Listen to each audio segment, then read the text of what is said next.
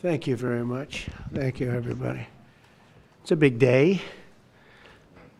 Should be fun. I don't know. You'll maybe find reasons why it's not, but I can't imagine because we have a lot of great things happening. It's been a very strong week and a very strong weekend. Before we begin, let me say a few words about the historic events that took place over the last few days. On Saturday, my administration helped broker a full and immediate ceasefire, I think a permanent one, between India and Pakistan, ending a dangerous conflict of two nations with lots of nuclear weapons. And they were going at it hot and heavy, and it was seemingly not going to stop. And I'm very proud to let you know that the leadership of India and Pakistan was unwavering, powerful, but unwavering in both cases, and having these, they really were, from the standpoint of having the strength and the wisdom and fortitude to fully know and to understand the gravity of the situation. And we helped a lot. And we helped also with trade. I said, come on, we're going to do a lot of trade with you guys. Let's stop it. Let's stop it. If you stop it, we're doing trade. If you don't stop it, we're not going to do any trade. People have never really used trade the way I used it. That I can tell you. And all of a sudden they said, I think we're going to stop. And they have. And they did it for a lot of reasons, but trade is a big one. We're going to do a lot of trade with Pakistan. We're going to do a lot of trade with India. We're negotiating with India right now. We're going to be soon negotiating with Pakistan. And we stopped the nuclear conflict. I think it could have been a bad nuclear war. Millions of people could have been killed, so I'm very proud of that. I also want to thank Vice President Vance and Secretary of State Rubio for their work and efforts. They worked very hard on that. We also, as you know, created a situation where the Houthis, for the first time ever, have ceased firing, and they've let it be known that they're not going to be firing at American ships anymore, not going to be firing at Americans anymore. This was a heavy barrage that lasted for approximately 50 days. And as you know, they've been in war essentially for forever. But over the last 10 years, they've been very difficult for other countries. Nobody was able to do what we did. But they stopped, and we take their word for it. Their surrogates and them directly said, we don't want to do this anymore. And so we were satisfied with that. In addition, yesterday we achieved a total reset with China after productive talks in Geneva. Both sides now agreed to reduce the tariffs imposed after April 2nd to 10% for 90 days as negotiators continue in the larger structural issues. And I want to tell you that a couple of things. First of all, that doesn't include the tariffs that are already on, that are our tariffs. And it doesn't include tariffs on cars, steel, aluminum, things such as that, or tariffs that may be imposed on pharmaceuticals, because we want to bring the pharmaceutical businesses back to the United States. And they're already starting to come back now based on tariffs. Because they don't want to pay 25, 50, or 100% tariffs, so they're moving them back to the United States. I spoke to Tim Cook this morning, and he's going to, I think, even up his numbers, $500 billion. He's going to be building a lot of plants in the United States for Apple, and we look forward to that. I really do look forward to that. But the talks in Geneva were very friendly. The relationship is very good. We're not looking to hurt China. China was being hurt very badly. They were closing up factories. They were having a lot of unrest. And they were very happy to be able to do something with us. And the relationship is very, very good. I'll speak to President Xi maybe at the end of the week. We have some other things we're doing. But one of the biggest things that we're doing, and I don't know if people realize this, but we made a great deal with China, a great trade deal, but it was a much bigger deal originally, and then they canceled it right in the last day. Some of you faces I remember were there when that happened. I remember you. And we had a deal where they opened up their country to trade with the United States. And they took that away at the last moment, and then I canceled the whole thing. And then 6 months later, we ended up doing a smaller deal. But it was a big deal. It was $50 billion worth of product that they were going to purchase from our farmers, et cetera. And we agreed to that. People thought it was 15 because they were doing 15. We made it 50 because I misunderstood the 15. I said, you got to get 50. Because when I asked, if you remember the story, when I asked, what are we doing with them? My Secretary of Agriculture at the time, Sonny Perdue, said, sir, it's about 15 billion and we're asking for 15. And I thought he said 50. So I said, so they came back with the deal at 15. And I said, no way, I want 50 because you said 50. They said, sir, we didn't say that. Anyway, bottom line, I said, go back and ask for 50. And they gave us 50. And they were honoring the deal. And we would call them up a lot for the corn and for the wheat and for everything. They were honoring the deal.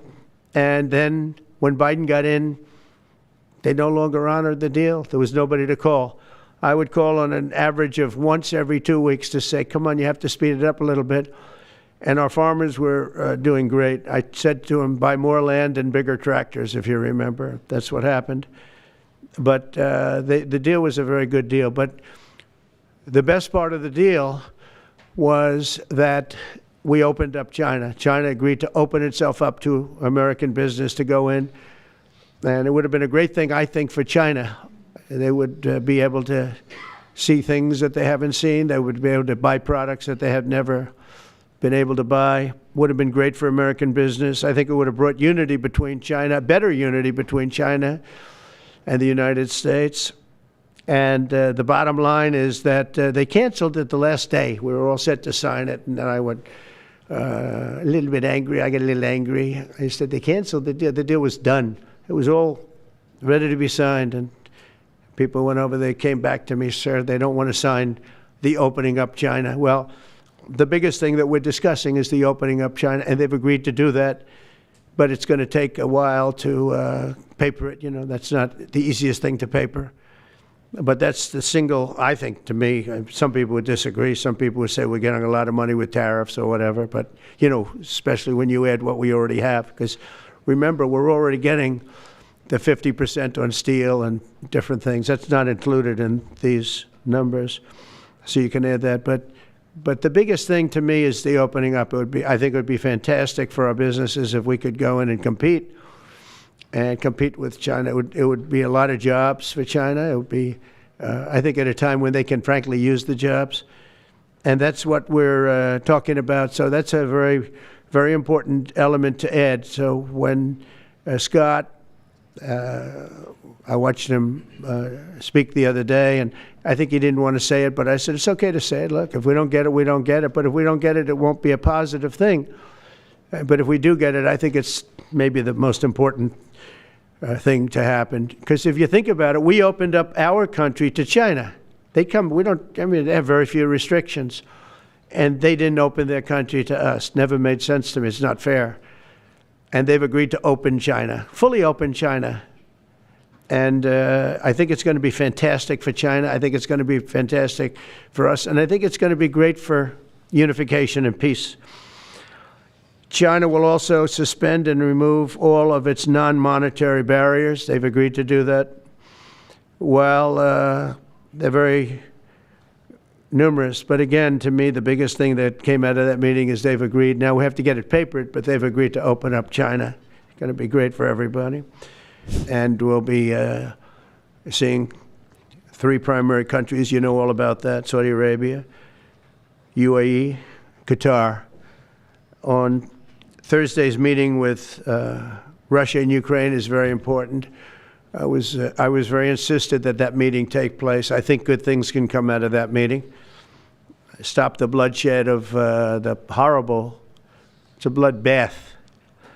But that 5,000 more, it's really much more, I'm trying to be conservative, more than 5,000 soldiers. Russian, they're not American soldiers, they're from Russia, they're from Ukraine, but they're people.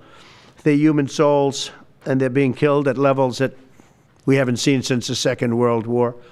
And it's every week, a lot of drone fighting. It's a whole new form of warfare, and it's violent and vicious.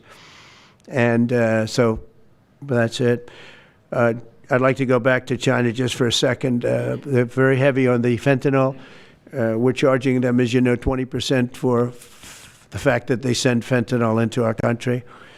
And they've agreed that they're going to stop that. And, you know, they'll be rewarded by not having to pay, you know, hundreds of billions of dollars in tariffs. So the fentanyl should stop. It comes from China. It's amazing. And comes through our southern border, comes through our northern border too, comes through Canada, and comes through our southern border, much more through the southern border. But so that's a very important subject to me, because everybody in this room has lost friends or people that have family members that have died of fentanyl. So there's a big incentive for China to stop, and I take them at their word. They're going to work on that, I think, very hard. And one thing, when they work on something, they get it done. So now I'm about to depart on a historic visit. Some of you are going with us to, as I said, Saudi Arabia, Qatar, and United Arab Emirates. Before I do, I'll sign one of the most consequential executive orders in our country's history. I don't think there's ever been anything signed like this, certainly not with respect to health care, nothing even close. So thank you very much, everybody. I think it's a very important day. In many ways, you have, we'll start with the Houthis. We go to Pakistan and India. We go to what we did with China, the trade deal, and with UK. And by the way, many other deals are coming in very much. At a certain point, we'll just set the price because we know where we are. But we'll just set the price. But world trade is going to be terrific, and our country is going to be making a lot of money. Taxes are going to go down. Taxes are going to go down very, very substantially. But you look at all of the things that we've done, and now today I'm heading over. We'll see what we're going to do with respect to Iran. I think you have very good things happening there, too, by the way. I think can't have a nuclear weapon, but I think that they are talking intelligently. We're in the midst of talking to them, and they're right now acting very intelligent. We want Iran to be wealthy and wonderful and happy and great, but they can't have a nuclear weapon. It's very simple. So I think they understand that I mean business, and I think they're being very reasonable thus far. And don't underestimate Thursday in Turkey. President Erdogan is going to be a great host, and we are doing some work with him having to do with Syria, too, by the way. We're going to have to make a decision on the sanctions, which we may very well relieve. We may take them off of Syria because we want to give them a fresh start. But President Erdogan's asked me about that. Many people have asked me about that because the way we have them sanctioned, it doesn't really give them much of a start. So we want to see if we can help them out. So we'll make that determination. But I think you're going to have maybe a good meeting. You have the potential for a good meeting, that a meeting wasn't going to take place. I insisted that that meeting take place. And it is taking place. And I think you may have a good result out of the Thursday meeting in Turkey between Russia and Ukraine. And I believe the two leaders were going to be there. I was thinking about flying over. I don't know where I'm going to be on Thursday. I've got so many meetings. But I was thinking about actually flying over there. There's a possibility of it, I guess, if I think things can happen. But we got to get it done. We got to save 5,000 lives a week. 5,000 lives is really more than that. It's worse than that. And when you see and you don't want to see it, but when you see the satellite photographs of the battlefield with arms and legs and heads all over the place, separated by 30 yards from bodies, doesn't make sense. Doesn't make sense. So we're working very hard to see if we can end that bloodbath. Okay, there shouldn't be too many questions. It's been covered pretty well. Mr. President, thank you for taking questions. Two quick ones for you, starting on trade. If a longer-term deal is not reached with China at the end of these 90 days, can the American people expect those tariffs to go back up to 145%? No, but they would go up substantially higher. You know, at 145, you're really decoupling because nobody's going to buy. But they can go, they got very high because of additional tariffs I applied during the course because of fentanyl and other things. But no, but they'd go substantially higher. Yeah. And then on Qatar, Mr. President. I think you will have a deal, however. Okay, you're confident that there will be a deal. On Qatar, has Qatar asked for anything in exchange for that $400 million luxury jumbo jet? And how can the American people be so sure that they will not in the future? Well, I think what happens with the plane is that, we're very disappointed that it's taking Boeing so long to build a new Air Force One. We have an Air Force One that's 40 years old. And if you take a look at that compared to the new plane of the equivalent, stature at the time, it's not even the same ballgame. You look at some of the Arab countries and the planes they have parked alongside of the United States of America plane. It's like from a different planet. And it's close to 40 years old, might be more than 40 years old now.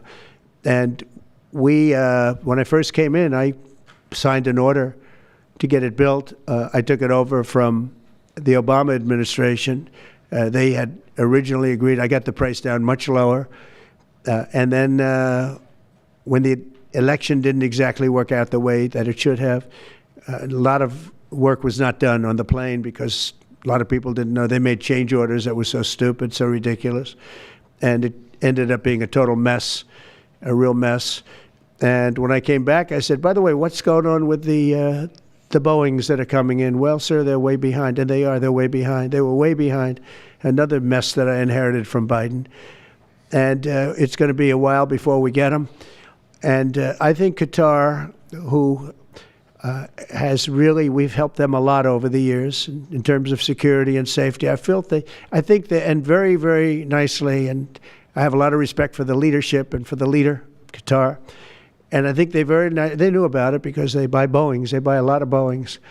And they knew about it. And they said, we would like to do something. And if we can get a 747 as a contribution to our Defense Department to use during a couple of years while they're building the other ones, I think that was a very nice gesture. Now, I could be a stupid person and say, oh, no, we don't want a free plane. We give free things out. We'll take one, too.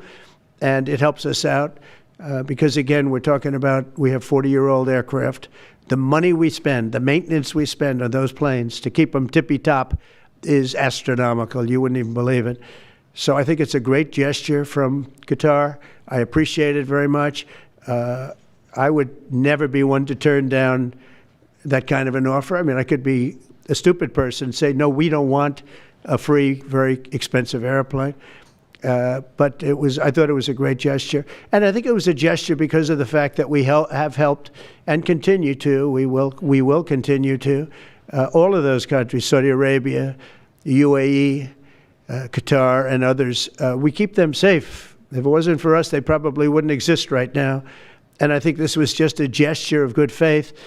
And I don't get it. Someday it'll be like Ronald Reagan. They decommission them. They get to a certain age, they decommission them. It'll go to my library. They're talking about going to my library in years out. But I thought it was a great gesture. And it's something that was done by Ronald Reagan. They actually decommissioned the plane and he put it in his library. And it actually has made the library, I think a Boeing 707, it's actually made the library more successful. So it was good. Do you plan to use the plane after you leave office? No, I don't. No, it would go directly to the library after I leave office. I wouldn't be using it. No. Mr. President, on the hostage, you said that the release of the American hostage, Adam Alexander, is a step in good faith to end this war.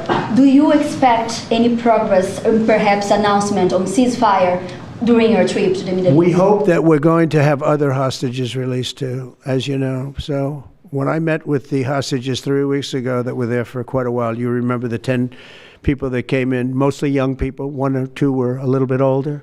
They were explaining the trials and tribulations. I mean, they went through hell. And I said, how many are there? They said 59. I said, that's a lot. I didn't realize, because we got a lot out. We got a lot of hostages out, I think you will acknowledge. They said 59, but then they said, they followed that up by saying 59, of which 24 are living, the rest are dead. But the people whose son, mostly son, I think 1 daughter in this case, but mostly sons are there, or husbands are there, those people want the dead bodies as much as they want the live body. I have a mother that calls me, but came up to me when I first met her, and she said, sir, please get my son out. He's dead, but they have his body. And I asked her about that, and it's as though he were alive. The level of wanting that body back is the same. It couldn't be any more, as though he were alive. So, getting the bodies back is very important. That could be a thing having to do with the religion. It could be same. I was amazed at the level of importance. It's the same as if the son or husband or whatever was alive. So they said 59. In fact, they came in with a number 59 written out on like a sign on their chest. But they came to thank me for getting them out. And I said, what does the 59 mean? They said, well, that means there are 59 people.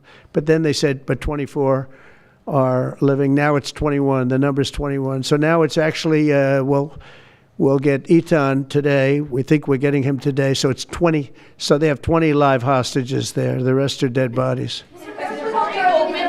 Mr. President, are you open to negotiating your tariffs on cars, steel, and aluminum with China or any other country? Well, we're not even talking about that.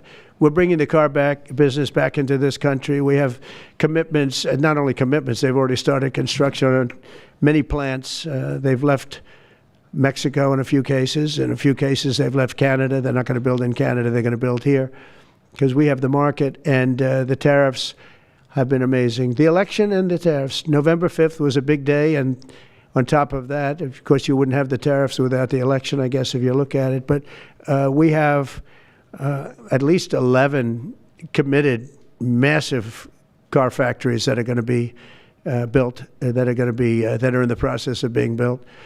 And some are going through, some have actually started. We also have renovations of existing factories where they weren't utilizing the full factory from years gone by, and now they're under full renovation. They'll be opening up full factories in a very short period of time. Our car industry is, I think we're going to have the number one industry. If you look at Japan and these others, they do tremendously with cars, and they can do that too. If they want to sell cars in the United States, they're going to have to build factories in the United States, because I'm interested in cars for the United States. Now, one other thing is, in our tax bill, we're giving not only no tax on tips, no tax on Social Security, no tax on overtime, but also we're going to get a deduction for people that borrow money to buy a car if it's made in America. If it's not, we have no interest. On the meeting between President Putin as well as President Zelensky, if President Putin doesn't show up to these talks in person in Turkey, will you join Europe in putting higher sanctions on If I felt it would be important toward getting the deal done, I'm the one that insisted on the meeting. They couldn't get a meeting because one said ceasefire, one said no ceasefire. It was going back and forth. I said, look, at this point, we got to stop it. Just go to the meeting. The meeting's been set. Go to the meeting on Thursday. And if I thought it would be helpful, I don't know where I'm going to be at that particular point. I'll be someplace in the Middle East, but I would fly there if I thought it would be helpful. Yeah, please. Refugees. I want to ask you about South African refugees. Dozens of Afrikaners who claim discrimination in their home country are heading to the United States, right, where your administration is going to welcome them as refugees. Now, this comes as you've halted virtually all refugee admissions for people fleeing famine and war from countries like Sudan, the Democratic Republic of Congo. Why are you creating an expedited path into the country for Afrikaners but not others? Because they're being killed, and we don't want to see people be killed. Now, South Africa leadership is coming to see me, I understand, sometime next week. And, we're supposed to have I guess a G20 meeting there or something, but we're having a G20 meeting. I don't know how we can go unless that situation's taken care of, but it's a genocide that's taking place that you people don't want to write about, but it's a terrible thing that's taking place, and farmers are being killed. They happen to be white, but whether they're white or black makes no difference to me, but white farmers are being brutally killed, and their land is being confiscated in South Africa, and the newspapers and the media, television media, doesn't even talk about it. If it were the other way around, they'd talk about it. That would be the only story they'd talk about. And I don't care who they are. I don't care about their race, their color. I don't care about their height, their weight. I don't care about anything. I just know that what's happening is terrible. I have people that live in South Africa. They say it's a terrible situation taking place. So we've essentially extended citizenship to those people to escape from that violence and come here. Yeah. Mr. President, Please. Yeah, Mr. President, thank you. Are you letting China off the hook for these 90 days, and do you really believe that they will follow through with non-tariff barriers and remove those? Non-monetary tariffs, yeah. Yeah, I think they're going to follow through. I think they want it very badly. I think they want the deal very badly. Again, this doesn't include the steel tariffs that I put on a long time ago that Biden tried to get off, but he couldn't get them off because it was too much money.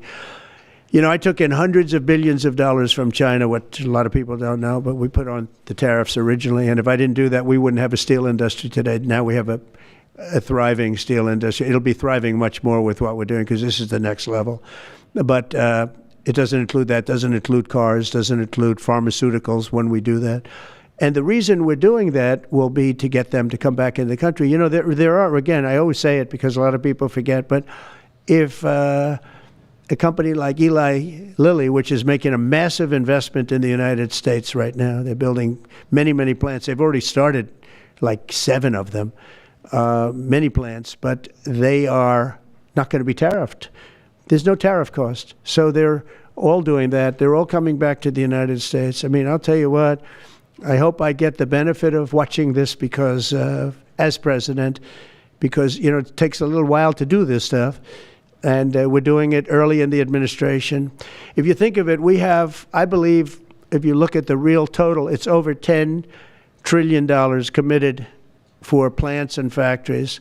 Other administrations haven't had $1 trillion over a 4-year period, even over an 8-year period.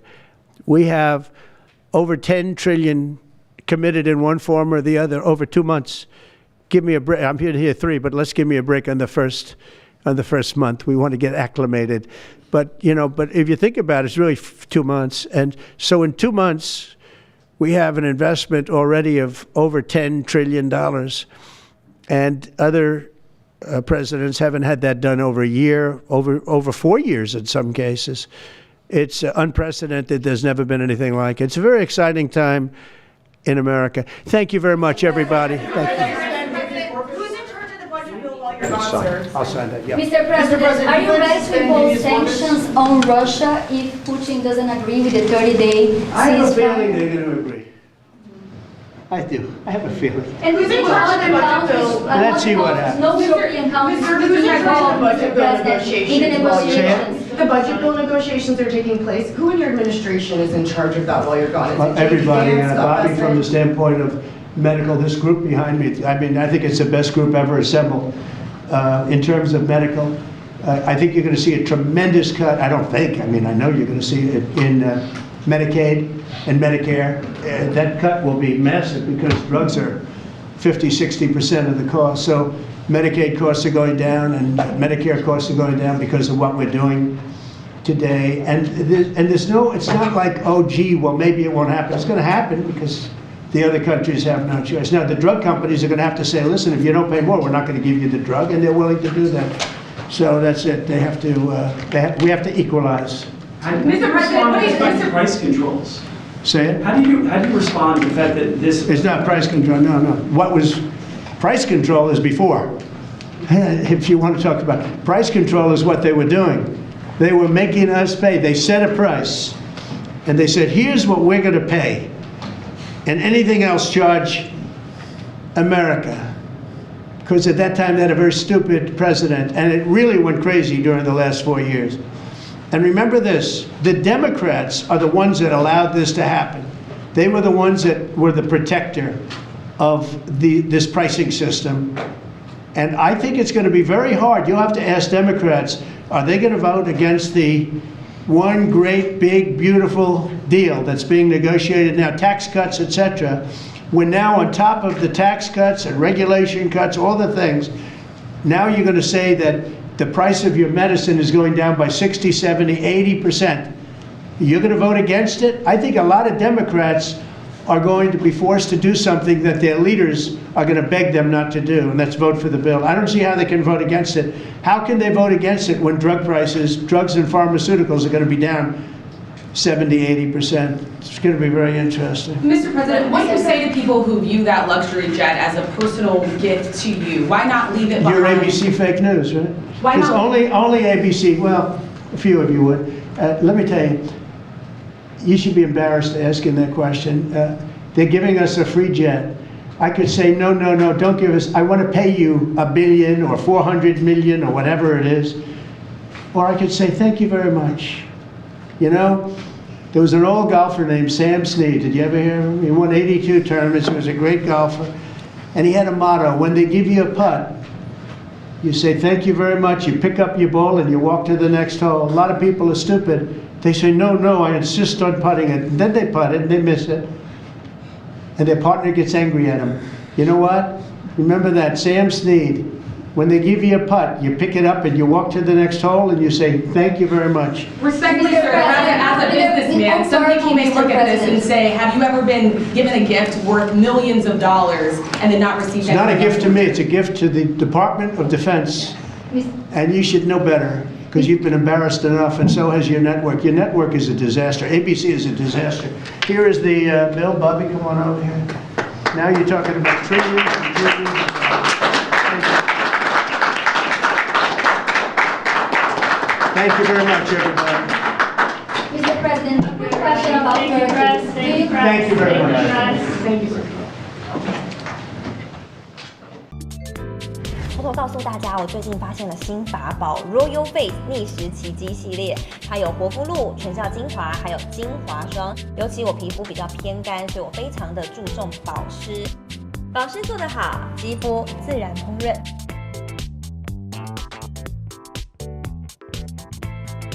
提亮肤色更年轻，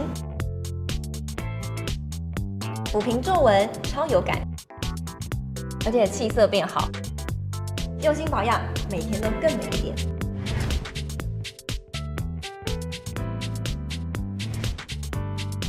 美吧。